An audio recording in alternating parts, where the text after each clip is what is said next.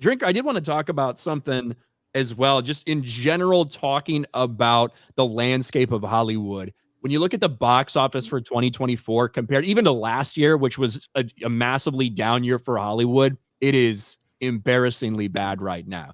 You're talking about like a 60, 70, 80% drop off on some weekends from what we saw last year, in which we saw some of the biggest flops we've ever seen in 2023. And Furiosa just came out. You liked the movie, but you had a couple maybe criticisms of why it was made, how it was made, maybe why some people weren't going to see it. And even if you give it a positive review, you still get blasted by some of these pronouns and bio freaks. You can't win, man. What's going on? Can't win, yeah.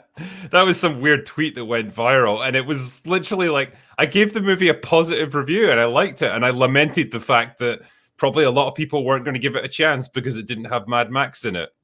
That's it, pretty much. But that makes me guilty. That makes me a misogynist, I guess.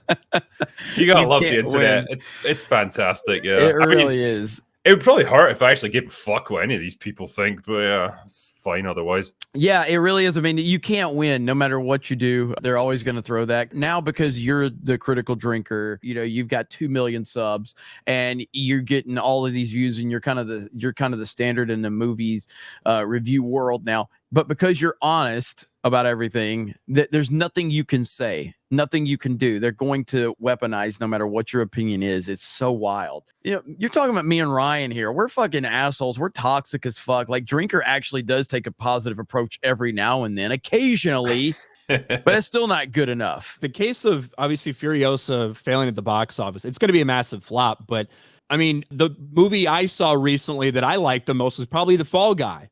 And that ended up being a massive flop as well. That moved to streaming within a few weeks. It was insane. I don't think I've ever seen a movie drop out of the theatrical window so quickly. They put it out for video on demand after like 3 or 4 weeks. You know what I mean? So like, still had to pay for it if you wanted to get it. Yeah, that is like the new thing they're doing, which I think is a terrible approach. I think you got to leave it at least exclusively in theaters for 3 months, if not more. Well, it's the whole incentive thing, right? I mean, I can see here the box office in total was 158 million and the budget was 150 million. So that ain't turning a profit. That's a massive loss.